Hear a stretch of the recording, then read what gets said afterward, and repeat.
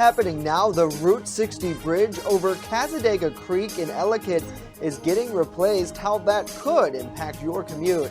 Plus, heart inflammation cases are being linked to COVID-19 vaccines, the latest from the FCDC. Well, that sun is out there once again for today. We'll keep it going, but the humidity really spikes. We'll talk about it next as the news at noon starts now. Live and on demand, this is WNY News Now. Starting next month, a portion of a major highway in Chautauqua County will be closed due to bridge work. Thank you for joining us for WNY News Now. I'm Justin Gould. The New York State Department of Transportation says that on Tuesday, July 6th at 7 in the morning, the Route 60 bridge over Cassadaga Creek in the town of Ellicott will be closed. The bridge will undergo replacement, with drivers asked to follow a posted detour via Van Cobb Road, North Work Street, and Salisbury Road. Construction is slated to last around 2.5 months. Well, after continued calls from several lawmakers here in New York State, the COVID-19 state of emergency will end tomorrow. As WNY News Now's Mario Cosentino reports, after lifting many COVID-related mandates last week, the governor announced the news yesterday. Once the state of emergency ends, public meetings will no longer be required to occur virtually. Bars and restaurants are also no longer allowed to sell wine, cocktails, and liquor to go. Cuomo says healthcare workers and those using public transportation are still required to wear masks, however. The emergency is over. It's a new chapter. Doesn't mean there's not challenges for the new chapter, but the emergency is over. While daily monitoring of COVID cases will also end, the governor is still keeping an eye on virus variants and pushing for New Yorkers to get vaccinated. Specifically, Cuomo continues to push for vaccinations among young people through a college scholarship incentive, which ends next week. He also reminded New Yorkers of his plan to help the state recover from the pandemic by bringing business and tourism back. New Yorkers, get a vaccine and get on with life. Get out of the house. Go experience New York. Go to a movie. Go to Radio City Music Hall. See a concert. While he takes credit for lifting the emergency powers and for leading the push to normalcy, State Senator George Borrello says that it was the governor's reluctance to give up his power that limited New York's ability to move past the pandemic, saying in a statement, quote, "Our efforts as we move forward to rebuild and recover are hampered because of those executive actions."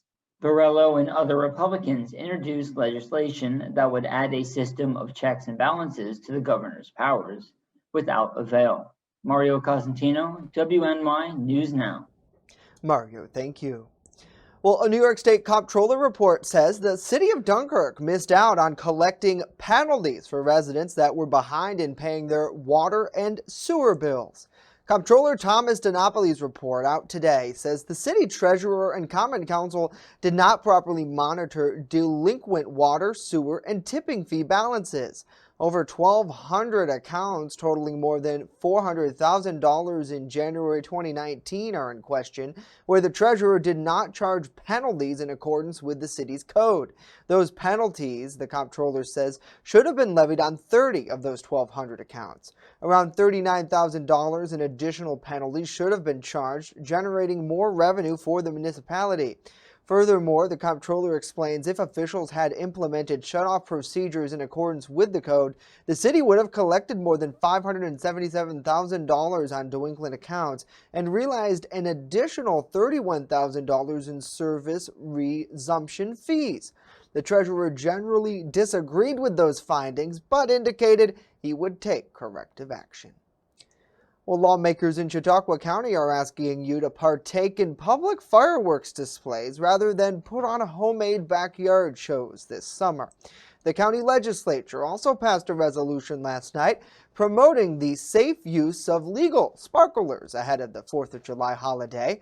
Legislator Elizabeth Rankin, who represents part of Jamestown, is among those leading the call. She says not only does illegal firework uses disrupt neighborhoods, but can impact veterans with PTSD as well. I think it's really important that people take into consideration the legal use, like sparklers, and if we're using flares around the lake and sparklers, those are all legal, but to be careful about the things that are not legal.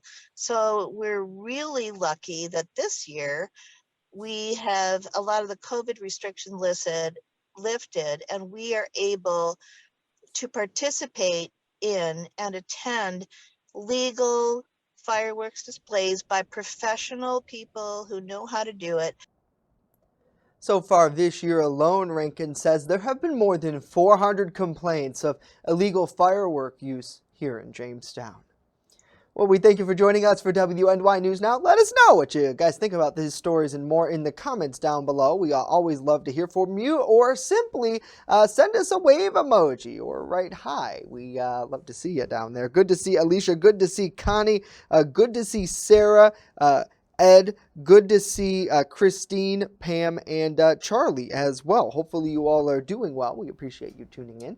Well, now let's switch gears a bit and get a first check of our weather forecast. Chief Forecaster Dakota Hunter standing by with that. Happy Thursday to you, sir. Hey, happy Thursday, everybody. So close to that weekend. And hey, last night was a great night to get out and stargaze. We had some clouds that kind of limited the sunset yesterday, but Sean Sweatman, who pilots the Storm Interceptor, was out getting some amazing pictures. And how about the moon last night? Yeah, the clear skies really gave us a good look at the moon. It's almost a full moon. I think a full moon comes up, I think, either tomorrow or over the weekend. So yes, I mean, the moon is getting close to being full. What was I trying to say there? I said moon and full at the same time. So anyway, if you have any pictures or videos of the weather, Hunters WX on Twitter, the First Defense Weather page on Facebook, and always use that hashtag MyLocalWX. Right now at Warren, 72 degrees. It is a little bit breezy out there. We do have a healthy south to southwest wind today, so it will be breezy than it has been the past couple of days, and nothing showing up on the satellite and radar composite. Okay, I lied. There's a couple of clouds kind of moving in across the Lake Erie shoreline, but that's it. Basically, today is going to be a great day of sunshine, so if you liked yesterday, you're going to love today, and it's going to be even warmer. 70 is where we topped out yesterday. We started the day at 52. 94 and 35 are the record highs and lows for this day. So through the afternoon, you win another gorgeous day of sunshine. It's warmer, but the humidity stays low, so we're not going to contend with that today. And it will be breezy. 77 on the highest hills to 84 at the Lake Erie shore with a south wind 10 to 20. Now the humidity really spikes up tomorrow. Then into the weekend, we're talking tropical humidity with some thunder showers. We'll talk about it in detail at that 7-day later in the show. Justin. All right, Dakota, important things to know. Well, stay tuned to that. Thank you. The CDC has received more than 1,200 preliminary reports of rare heart inflammation cases after people received a COVID vaccine, and now the FDA planning to add a warning to COVID-19 mRNA vaccines on the risk of such a condition after getting the shot. John Lawrence explains. More than 1,200 cases of myocarditis and pericarditis, which are inflammatory heart conditions, have been reported to the CDC following the administration of about 300 million doses of the Pfizer and Moderna COVID-19 vaccines. I think that the general pattern here is you can see that there are more reports after dose 2 than after dose 1. Despite these preliminary reports, the FDC and other health and government agencies say the risk of suffering from heart inflammation after getting a COVID-19 vaccine is rare, and the benefits of immunization outweigh the risk. For the most part, those cases are rare, 300 out of 20 million. They are mild. They are generally what we say self-limited, or they go away with standard care, with minimal amount of care. And all of these people tend to do very well. The CDC says people with a history of heart inflammation can still receive any COVID-19 vaccine, but those who suffered rare cases of myocarditis after the first dose of an mRNA COVID-19 vaccine should hold off on the second dose. It's unclear how a person with a history of myocarditis after the first dose of an mRNA COVID vaccine may respond to a second dose. I'm John Lawrence reporting. John, thank you. Well, St. Bonaventure University is the newest institute to join a long list of New York schools requiring students to get the COVID vaccine prior to returning this fall. The school says the decision, which was not made lightly, however, they're striving to get back to regular functions on campus, and this is a step in that direction. The policy will require all commuters, off-campus, and residential students alike to get vaccinated. Only off-campus, fully online grad students will not be required to provide a proof of vaccine. For students who are not looking to get vaccinated but still want to come to in-person classes, the school says they can submit an exemption form online. Now, they say that the limited religious and medical exemptions will be granted for those who qualify. Well, coming up next, a lot more to tell you about the National Comedy Center here in Jamestown, releasing plans for summer fun, which starts this weekend. We have an insider report next. But first, the latest on a deadly building collapse in South Florida. We check in with the scene there as WNY News Now continues.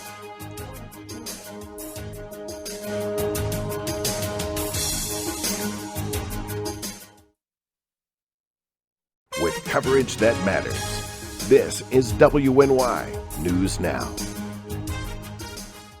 Honest John's has what you're looking for. When you want it good, we're gonna give you lots more. From freshly made subs to the best of pizza and wings, Honest John's has what you're looking for. And now 2 great locations, East 2nd Street and Fairmount Avenue. Order takeout or delivery today, online at honestjohns.pizza. You're gonna get it good at Honest John's. EagleZip.com is your local one-stop shop for all of your home and business computer needs. Located on Fluvan Avenue Extension, just outside of Jamestown, EagleZip.com sells and services all brands of desktops and laptops, as well as servers and network equipment for your business. All new computer sales include transferring your data from your old computer plus a 2-year warranty. Call EagleZip.com today. Stop by EagleZip.com today and let us make computers easy for you. Have the best summer ever with endless adventures at Girl Scout Summer Camp. Financial aid available, open to all girls. For more information, call or go to gswny.org. You're watching WNY News Now, where coverage comes first. At least one person was killed in a partial building collapse at a 12-story condominium in Surfside, Florida this morning.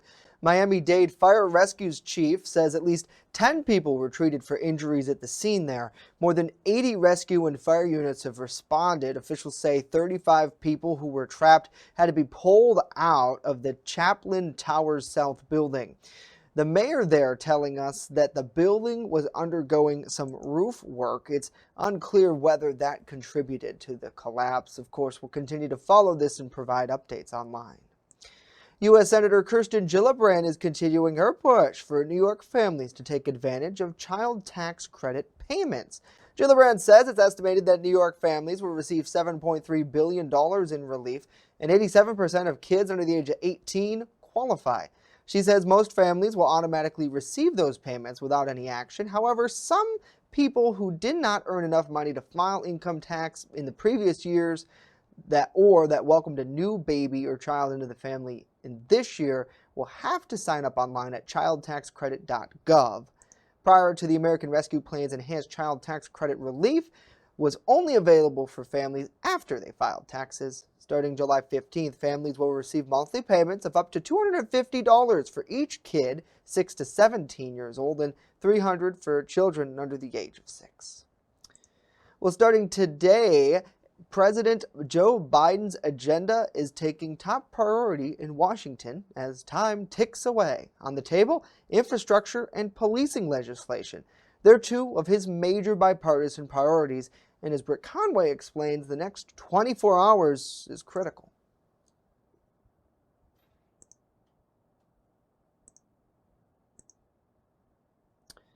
And it looks like we maybe don't have Britt's package loaded into our system, but one of the big things that they're looking forward to is trying to wrap up this negotiation before July 4th, because that begins a weeks-long recess next week at this time. So definitely something that they're going to have to keep an eye on. And in fact, it looks like we do have Britt now, so she explains more. Deal making in D.C. with infrastructure and policing front and center. The divisions of the moment shouldn't stop us from doing the right thing for the future. But the division remains, and the countdown is on. The Senate is getting ready to start a 2-week recess. With infrastructure, we're talking improvement to roads, bridges, water systems, technology, climate-related measures, manufacturing, research and development, and the caregiving economy, and how to pay for it all. But senators on both sides of the aisle say there's an agreement on a bipartisan deal. And today at the White House, they're expected to talk about it with the president. But will it be enough? Depends on who you ask. My sense is that that deal right now has 20 votes, not 60 votes. We're going to have to take a deep dive into the agreement. Last week, I heard from a lot of my colleagues saying, I just need to look at one other issue. You know, can you do this? Can you do that? But there's a lot of interest in having a bipartisan proposal. Same goes for police reform, but that hasn't been easy either, with debate over the standard for charging police officers with crimes and qualified immunity, so police officers can be sued in civil court. A lead senator on the negotiations says today may be a make or break day. All told, it could be a make or break day for Biden. I'm Britt Conway reporting. Britt, thank you. Well, back here at home, a popular brewing company based in Lakewood has released a rendering of its new Harbor Center location in downtown Buffalo. Take a look. Southern Tier Brewing previewed what their new location will look like on social media. Located in the heart of Buffalo, the brewing company is expanding to the Lecom Harbor Center. The 20-story building was finished in 2014 and financed by Pagula Sport and Entertainment. It's home to the several youth hockey teams there, and it's also where the Buffalo Sabres practice. The center also contains 2 ice rinks, some other training facilities, and a Marriott hotel. The Southern Tier Brewing Company is now the newest addition to that complex, replacing 716 Food and Sport. Looks nice and good. Can't wait to see it in the flesh. We thank you for joining us for WNY News Now.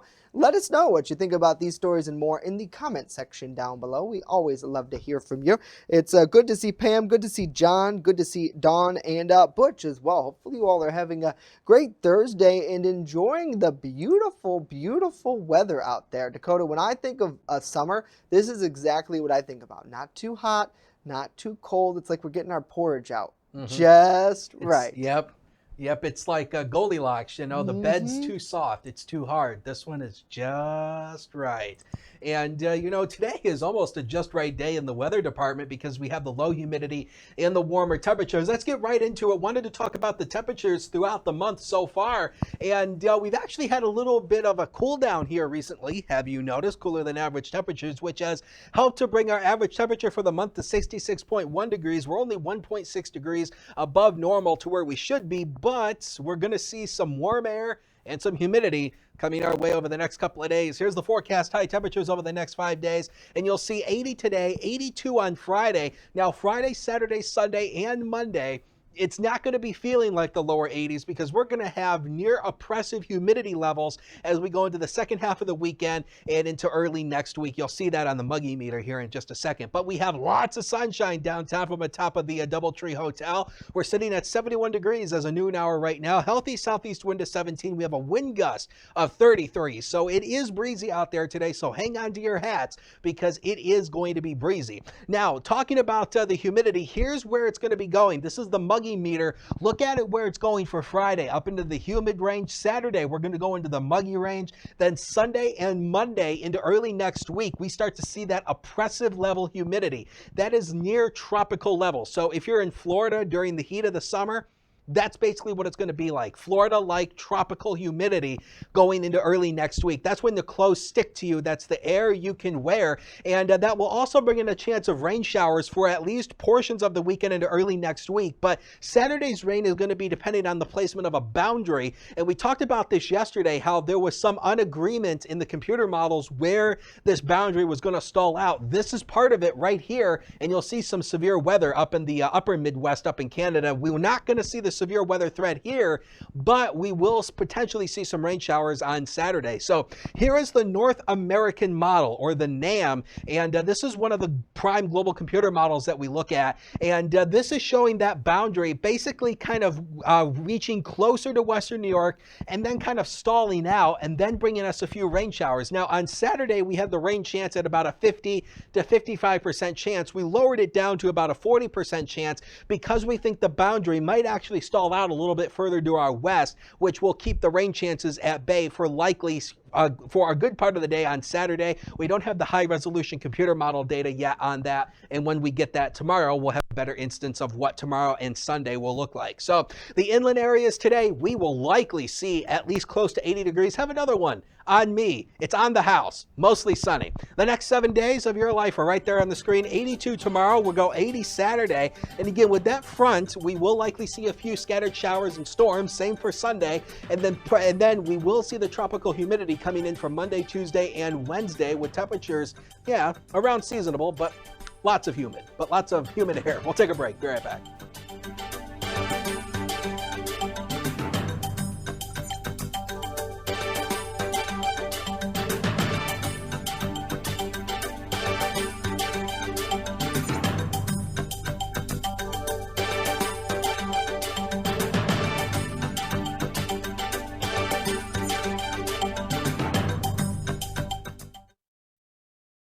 With coverage that matters. This is WNY News Now.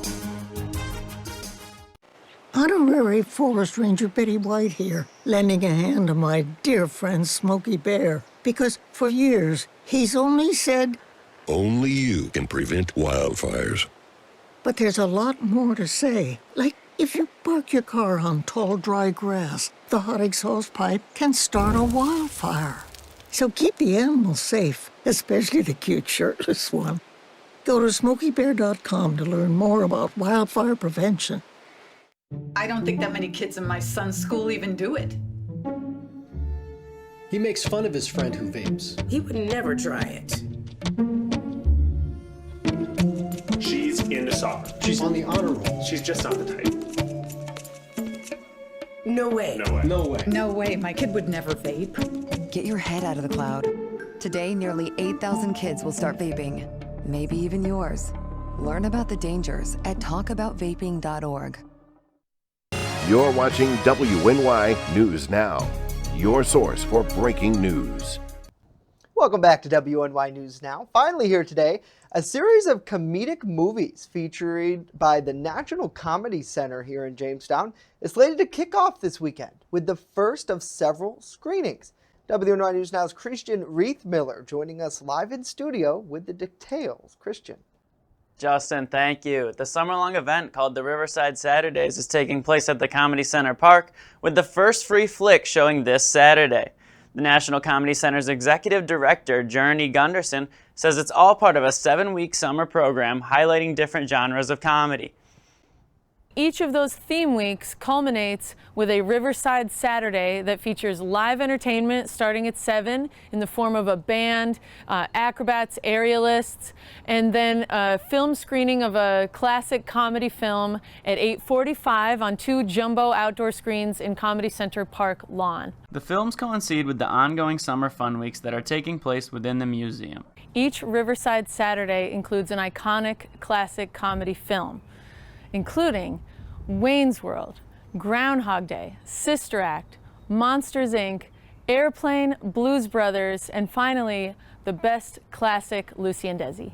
Gunderson says her favorite flick, understandably, is the classic Lucy and Desi. It's only fitting that the final week of the series here in Jamestown culminate with the best comedy from our beloved hometown girl, Lucille Ball, and we're excited to honor her in this way. Not only will the Riverside Saturdays include the outdoor festivities in the evening, but the Comedy Center itself will also be open throughout the day Saturdays. The Summer Fun Week series and the Riverside Saturdays provide something valuable to residents of Jamestown and visitors to the National Comedy Center alike.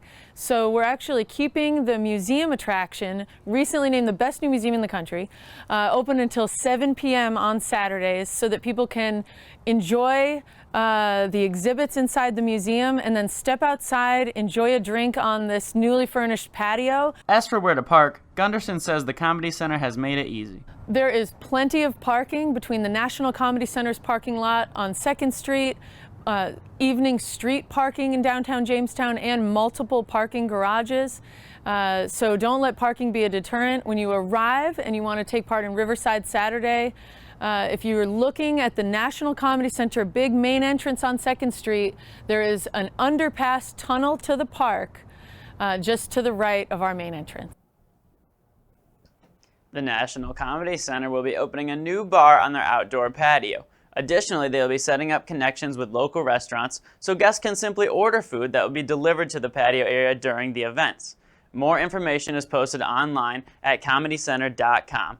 Justin, back to you. Wow, awesome story. Thanks so much for sharing, Christian. And it looks like, too, come this weekend, they should be okay weather-wise. I know, though, Dakota, as you mentioned in your 7-day forecast, there is a slight chance for some showers on Saturday, so they might have to dodge it. But nevertheless, definitely with the Comedy Center being open later, I imagine a lot of people probably could at least spend some time in there, too. Yeah, and again, same thing that we talked about. Saturday is still in debate. We'll have more details on that on tomorrow's broadcast. But 56 to 65 tonight, partly to mainly clear tonight. So there will be a few more clouds in the sky than there was last night. And it will be a milder night. So you can actually sleep with the windows open tonight. And maybe if you're near the Lake Erie shoreline, maybe that air conditioner, Justin. Yeah, definitely going to need it too, Dakota. Thank you. It's a cool event that they're having. I mean, I kind of look forward to checking it out. And they have such a, as was mentioned in the report, such a long list of pretty great comedic movies. And it's interesting that it ties into the summer fun weeks where they celebrate a different genre of comedy. I mean, I'd almost imagine if this could be kind of a yearly thing where they highlight a different genre. I mean, I wonder how many there really are, because you think about it, some of this like slapstick. The Three Stooges. Yeah. It's my favorite. Exactly. Like, I've never really thought about it in that way of it being its own thing, but it is. Yeah, and slapstick comedy is its own genre of comedy, because you have like, Laurel and Hardy.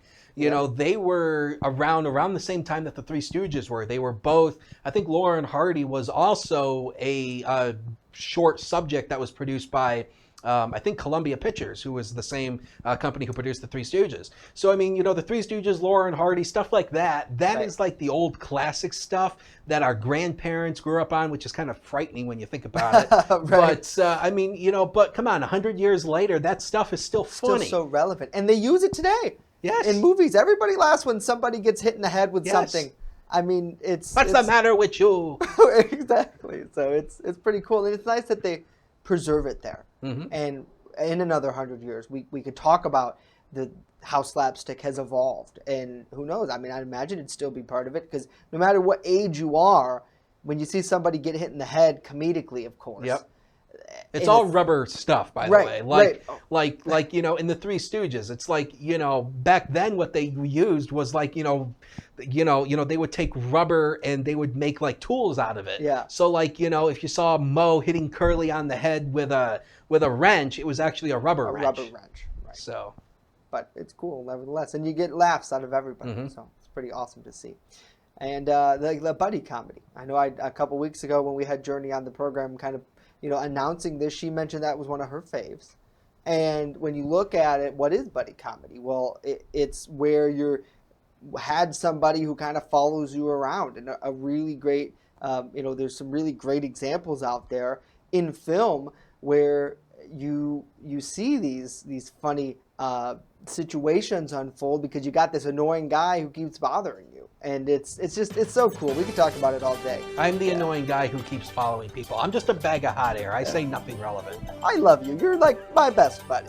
I don't mind you. You're not annoying following me around. I mean, we jokingly say, especially with our intern, if you go and talk to Dakota, make sure you plan like a good hour, especially if you're talking about the weather. Christian was here yesterday. Christian came in yesterday afternoon, and he was in the studio, and I think I talked his ear off for a half hour about technology. Yeah.